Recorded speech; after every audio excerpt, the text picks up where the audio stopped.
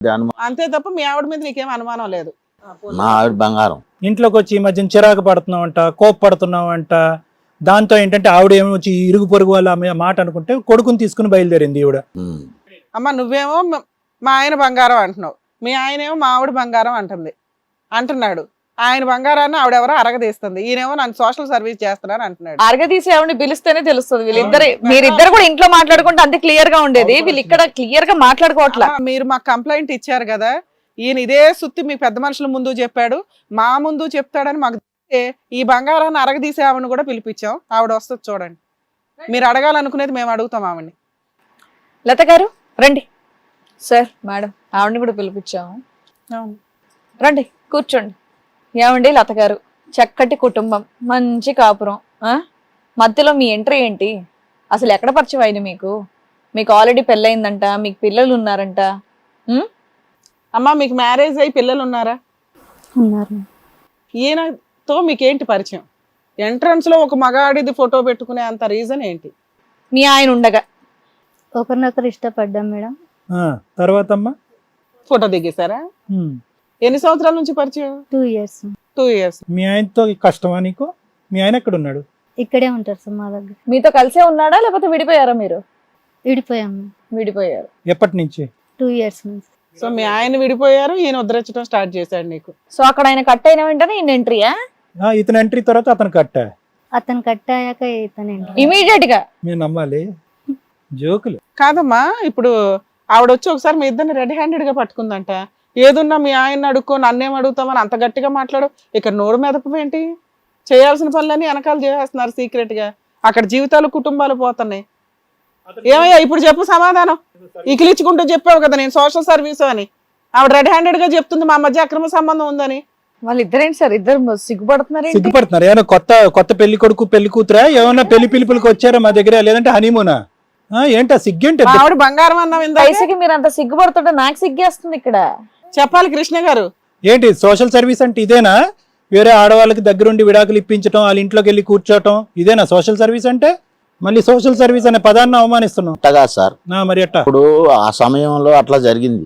మరి అది ఇందాకే ఆడవాలి కదా పెద్ద సీక్రెట్ గా. మేము ఆవిడ పిలిపించాం అనుకున్నావా? నాకు కొన్ని కోట్ల వస్తుంది, ఊరంతా పంచుతానని పెద్ద కాల్ దగ్గర చెప్పి ఇదేనా సోషల్ సర్వీస్? ఇలా అనుకోకుండా అట్లా జరిగిపోయి. ఈవిడ ఒక్కతేనా ఇంకా ఇద్దరు ముగ్గురికి ఏమైనా సర్వీసులు చేస్తున్నారా? దీన్ని 2 ఎస్లు ఉంటాయి సోషల్ సర్వీస్ లో. ఇది వేరే ఎస్ సర్వీస్, ఇది సోషల్ సర్వీస్ అనరు. ఆ పదం నేను వాడకూడదు. ఏం చేద్దాం ఇప్పుడు? మీ ఆవిడ విడాకులు ఇచ్చేస్తావా? ఆవిడ పెళ్లి చేసుకో, నీకు సోషల్ సర్వీస్ కు ఉపయోగపడతారు ఇద్దరు. ఏమంటావు? భార్య పిల్లల్ని వదిలేస్తావా, ఆవిడని వదిలేస్తావా? కాదు, మీ ఇద్దరు పెళ్లి చేసుకున్నారా? కాలేదు. పెళ్లి అవ్వలేదు. సహజీవనం చేస్తున్నారా? మరి ఈ బంధాన్ని కత్తిరించడం ఎలాగో చెప్పండి మాకు. ఏమండి కృష్ణ గారు, మీరు ఏదో ఒకటి మాట్లాడాలి. ఇక సిగ్గుపడుతూ కూర్చోవడం లాంటివి చేయకండి. ఇక్కడ మాకు టైం వేస్ట్. ఆవిడ బాధపడుతూ ఇక్కడ వరకు వచ్చారు. ఏంటి మా ఆయన ఆవిడతో విడదీసేయండి, మా ఇంటికి వచ్చి ముందులా ఉండేటట్టు చేయండి అని చెప్పేసి అడిగారు. ఇంతకేంటి మీరు ఆవిడతో ఉంటారా, ఈవిడతో ఉంటారా, లేదంటే ఇలాగే కంటిన్యూ చేస్తారా? అట్లా జరిగిపోతుంది కాబట్టి మా ఆవిడ ఆమె నన్ను ఏమి అనే టైప్ కాదు. అది నీకు ఛాన్స్ దొరికింది ఇక్కడ, అందుకనే నీకు ఉన్నంతలో కంఫర్ట్ జోన్. నీ దృష్టిలో ఏంటంటే భార్య పిల్లలకి తిండి పెట్టి షెల్టర్ ఇస్తే చాలు. మీ ఆవిడ గయ్యాల గంప కాదు, కేసులు వేసే టైప్ కాదు, నిన్ను వదలదు. అందుకని నువ్వు ఎక్కడికి వెళ్ళి సోషల్ సర్వీసులు చేసుకొని వచ్చినా ఊరుకుంటది అని నీ ఇది. మీ ఆవిడ ఊరుకున్నా మేము ఊరుకోం కదా. మమ్మల్ని నమ్ముకొని వచ్చినాక నీలాంటి వాళ్ళని తోలు తీసి ఆరేస్తాం. ఇక్కడ కూర్చో, ఏం చేయాలో అది చేద్దాం కానీ. ఏమ్మా నీకు అర్థమైందా? నువ్వు సర్దుకుంటావన్న ఒక్క లీనియన్సే ఈ రోజు మీ ఆయన తప్పు చేయడానికి ఒక కారణమైంది. లేదు మేడం, ఇప్పుడు సంసార బాధ్యతల విషయంలోనూ ఎవ్వరు కూడా భర్తను బయట పెట్టుకున్నట్టు సర్దుకుంటారు. కానండి ఇంకొక ఆడదానికి మనసును పంచుతున్నారంటే ఆడదే సహించలేదండి. ఆ స్థానంలో నేను యాక్సెప్ట్ చేయలేను మేడం. తోలు తీసేద్దు గానీ ఈయనకి నీ వాల్యూ ఏంటో తెలిసిద్ది. అట్లాంటి సర్వీసులు ఉంచుకుంటాడా తీసేసుకుంటాడా ఆయన ఇష్టం. అసలు ఇప్పుడు బుద్ధి ఉందా లేదా? ఏ ఆడదండి అలా సరిపెట్టుకుంటదే? అసలు నువ్వు మనిషివేనా? పక్కన ఇంకొక ఆడద పెట్టుకుంటే కనుక ఆడద సహించుదా? మీ గౌరవం కాపాడుకుంటాం గురించి నేను బయట పెట్టుకోలేకపోయాను. అంతేగాని మీరు ఇంకొక ఆడదాంతో పంచుకుంటారంటే ఏ ఆడద ఊరుకోదు. తోలు తీస్తాను ఏమనుకుంటున్నావా? నువ్వు మర్యాదగా ఇంటికి వచ్చి ఇటువరకు ఎలా బతుకావు అలా బతుకు. అంతేగాని నీ ఇష్టం వచ్చినట్టు నీ డాన్సులు ఎత్తే కనుక నేను ఎలా ఊరుకుంటానో? నాకు పిల్లలు ఉన్నారు. మెత్తగా అలా చూస్తున్నావు, ఏమి అడగనడుకోవాలి కానీ పంపలకు నువ్వు పెట్టేసావు. ఎప్పుడు మాట్లాడలేదు, ఎందుకు మాట్లాడుతుందని నేను చూస్తున్నాను. ఇంతవరకు ఎప్పుడు మాట్లాడేదాకా నాకు రాలేదు. ఇప్పుడు వచ్చింది కాబట్టి నేను సమాధానం చెప్పాల్సి వస్తుంది. మా దాకా వచ్చినాక ధైర్యం వస్తుంది కదయ్యా, ఇక్కడికి వచ్చినాక కూడా అలా ఉంటదని ఎలా అనుకున్నావు? రమణి గారు మీరు కూర్చోండి. కూర్చున్నాం. ఏమండి కృష్ణ గారు, ఇప్పుడు సార్ మనం ఏం చెప్తే ఆవిడ యాక్షన్ తీసుకోవడానికి రెడీగా ఉన్నానని చెప్పింది. మీరు చెప్పండి, మీ ఫ్యామిలీతో ఉంటారా లేదంటే ఆవిడతో ఉంటారా, లేదంటే ఇలాగే కంటిన్యూ చేస్తా అంటే మిమ్మల్ని ఏం చేయాలనేది ఇక్కడ వీళ్ళిద్దరు చెప్తారు. మాట్లాడాలి. ఇక్కడ సైలెంట్ గా ఉంటా అంటే ఆవిడ ఇంకా వైలెంట్ అయిపోతుంది. ఏంటో విన్నాక తెలుస్తుంది నీ డెసిషన్ ఎటు ఉండాలి, ఇటు ఉండాలా అటు ఉండాలా అని. ఆ అమ్మాయి అంత లేచిన తర్వాత భార్యకి వాల్యూ ఇచ్చి గబుకులు లేసి అటు కూర్చోవాలా నువ్వు? మేము మాట్లాడినాక ఎక్కడ కూర్చుంటావో చూద్దాం. అసలు ఈయనకి ఎన్నిసార్లు చెప్పానండి, ఎన్ని అవకాశాలు ఇచ్చాను, మంచిదని చెప్పుకుంటున్నారు. ఆ మంచితనం అలసిగా తీసుకున్నారండి. అవునమ్మా. ఇప్పుడు వేరే ఆడదాన్ని తీసుకొస్తే ఎవరికైనా బాధగానే ఉంటది కదండి. ఆవిడ చేసిన పని ఏమన్నా బాగుందా? నాకైతే కనుక అసలు అతన్ని నిలదీయాలనిపిస్తుందండి. కానీ మీ పెద్దలతో చెప్పుకుంటే మాకు ఏదైనా ఒక పరిష్కారం దొరికిద్దానండి. కాస్తంతా మీరు మరి ఏం చెప్తారో, ఆయన్ని నేను కావాలా ఆమె కావాలా, నాకు 2 పాయింట్లు అండి. అలాగే అమ్మా, ఒకవేళ నీ దాకా రాకపోతే లీగల్ గా ఏం చేయాలో చేద్దు గానీ చెప్తాం, కాసేపు కూర్చోండి, కంగారు పడొద్దమ్మా. ఈ ధైర్యం నువ్వు ముందే చూపించుంటే ఈ పాటికి లైన్ లోకి వచ్చేసేవాడు. భర్త ఎక్కడ ఇది అవ్వకూడదు, నలగకూడదు, ఇబ్బంది పడకూడదు, మీకు ప్రాబ్లం సాల్వ్ అయిపోవాలి. ఇప్పుడు అర్థమైపోయింది ఎంత ముదిరిపోయింది ఎక్కడ ఎవ్వరం అని. వెళ్ళి అక్కడ కూర్చున్నాడు, ఆవిడ అక్కడే కూర్చుంది. వీళ్ళిద్దరికి 2 years నుంచి అక్రమ సంబంధం ఉంది. అర్థమవుతుందా? నీకు తెలిసి 2 నెలలు జనాలు చూసిన వాళ్ళు అందరూ చెప్పినా నమ్మలా. మా ఆయన బంగారం బంగారం అని కూర్చున్నావు.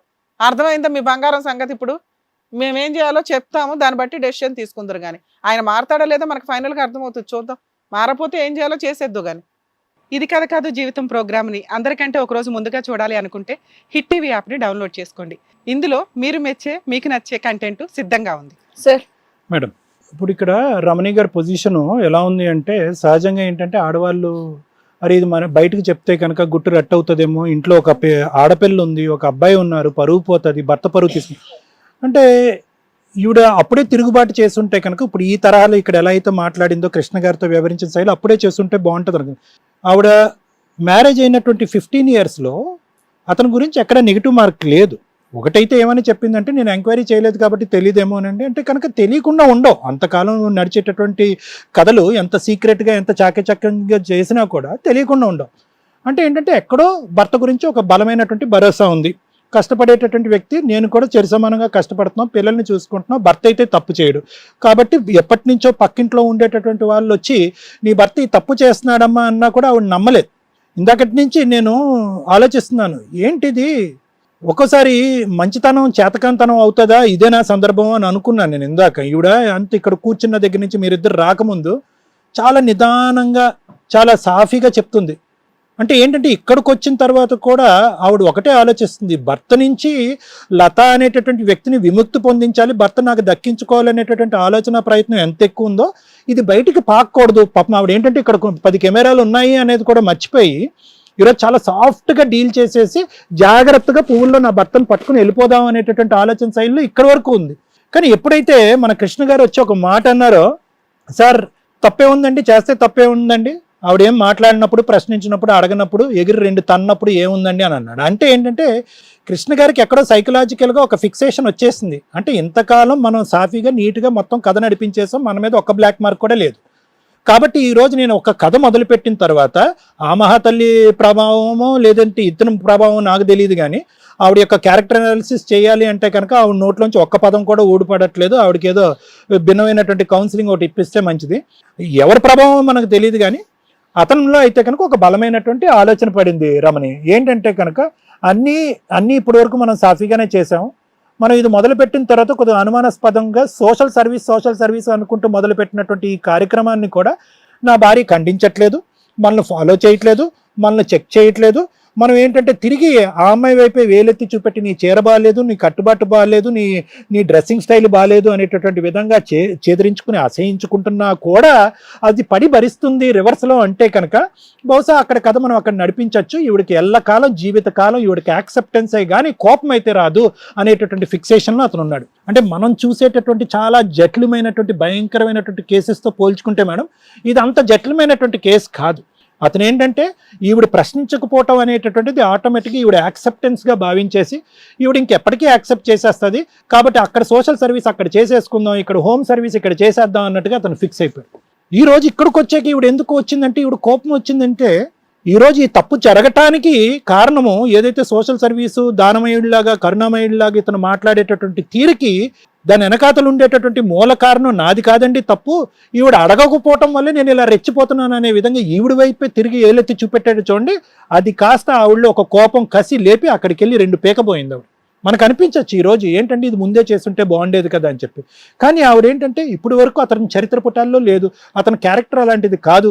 పక్క వాళ్ళు ఎదురింటి వాళ్ళు ఇదే ఫస్ట్ టైం చెప్పారు, అంతకుముందు ఎవరు మీ ఆయన అక్కడ ఇక్కడ తిరుగుతున్నాడు అనేటటువంటి సందర్భాలు దాఖలా. హిట్ టీవీ యాప్, ఇందులో short news, live news, entertainment shows, movies, digital magazines తో పాటు మీ జిల్లా వార్తలను కూడా ఫ్రీగా చూడొచ్చు.